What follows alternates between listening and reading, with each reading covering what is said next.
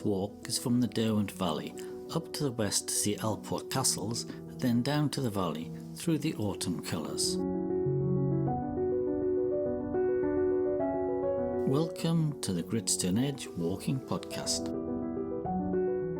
Alport Castles are a consequence of a large landslip many millions of years ago, leaving some steep cliffs and castles, a bit like sand castles, but many times larger. The area looks unstable, and whilst you can walk through the area, you need to be careful. The best approach is from the top, rather than ascending from the valley.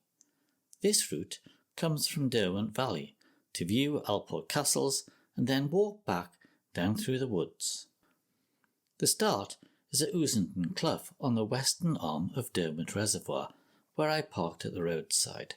Remember, you cannot drive past Fairholms at the weekend between April and October, so you may have to park at Fairholms, making the route a bit longer. I walked this route on a clear but cold mid-November day, which has incredible colours within the woods around the Derwent Valley.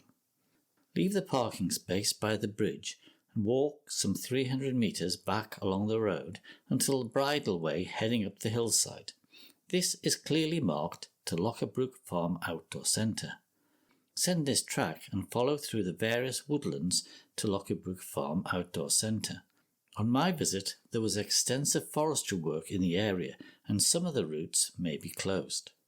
The track becomes tarmacked at Locherbrook Farm, and it climbs for another 500 metres further to reach its highest point. At the top, there's great views over to Win Hill, Kinder and the Great Ridge. From here, we want to take the path on the right that climbs steeply up to Locherbrook Heights.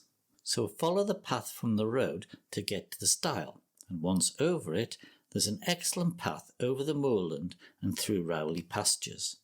The path has been improved when we get nearer to Alport Castles, with flagstones providing a good walking service.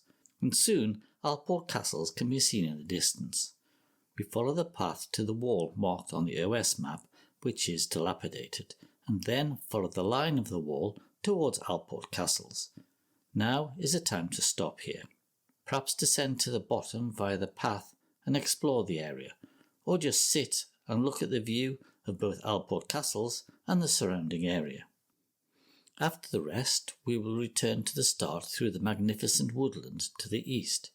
From the top, overlooking Alport Castles at Birchen Hat, there's a signpost pointing the way to Howden Reservoir.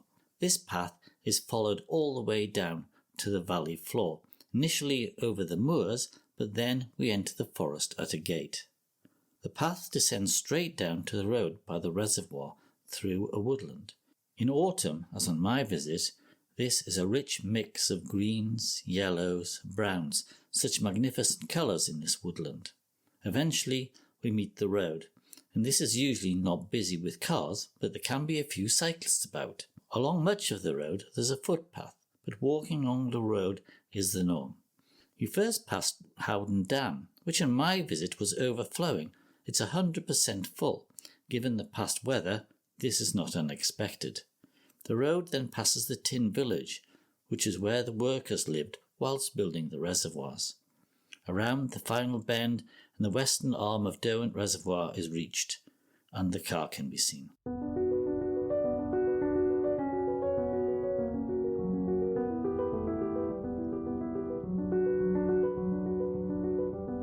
Thanks for listening to this Gritstoneedge Walking Podcast. This has been a great walk to one of the highlights of the Peak District, Alport Castles. In autumn, all around the reservoirs, the trees are spectacular in their colourful finery.